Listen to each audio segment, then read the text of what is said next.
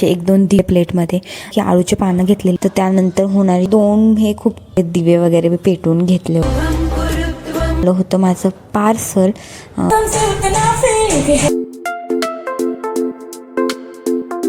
Hello everyone, चला तर आज आहे दीप अमावस्या। सो त्यासाठी पिठाचे दिवे वगैरे बनवायचे होते। सो मस्त असं पीठ भिजवून घेतलं होतं मी आणि त्यानंतर छान असे छोटे छोटे हे दिवे बनवून घेतले होते। 5 दिवे बनवले होते मी आणि इथे तर माझ्याकडे जास्त काही नाही आहे, थोडेसे 1-2 दिवे वगैरे आहे।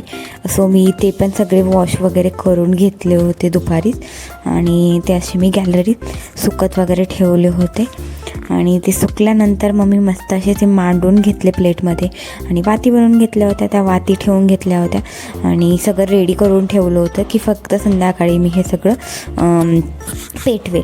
सो त्यानंतर आता स्वयंपाकाची सुरुवात केली होती मी। स्वयंपाकात आज जास्त काही नव्हतं केलं मी, ठरवलं होतं की आळूचे पानं घेतलेले होते। सो म्हटलं छान अशा आळूच्या वड्या बनवूया। सो आळूच्या वड्या बनवायला घेतल्या होत्या। आळूच्या वड्या बनवताना जे पीठ असतं त्यामध्ये थोडंसं जर लिंबू जर आपण टाकलं ना मोस्ट ऑफ तरी, तर त्यानंतर होणारी जी खवखव वगैरे असते ती कधीच होत नाही, म्हणजे त्या खवखवीत खूप फरक पडतो, खवखव होत नाही आपल्याला आळूच्या वड्या खाल्ल्यानंतर।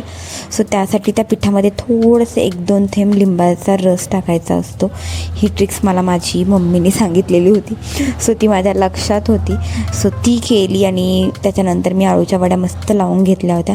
आम्ही दोघंच होतो, सो 2 हे खूप सफिशियंट होते।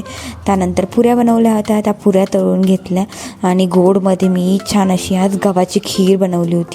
मी नॉर्मली तांदळाचीच बनवते, बट रोहनला खूप काही तांदळाची आवडत नाही, त्यांना गव्हाची आवडते। सो मी ह्यावेळेस गव्हाची खीर बनवली होती।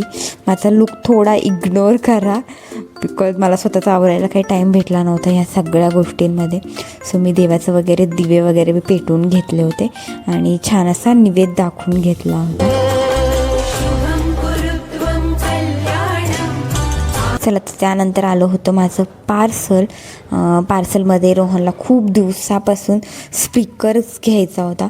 सो आम्ही स्पीकर ऑर्डर केला होता, तो स्पीकर आला होता। सो त्याची अनबॉक्सिंग चालू होती।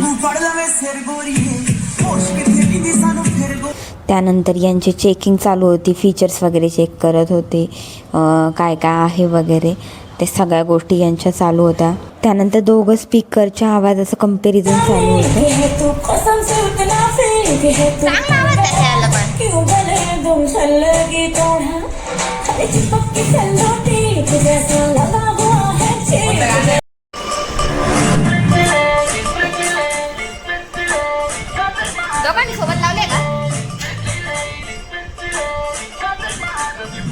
हे बघा, हे 2 स्पीकर आहे, बोटचेच आहे आणि क्वालिटी खूप जास्त छान आहे। जर तुम्हाला याची लिंक पाहिजे असेल तर प्लीज मला कमेंट करा। Thank you for watching, like, share and subscribe.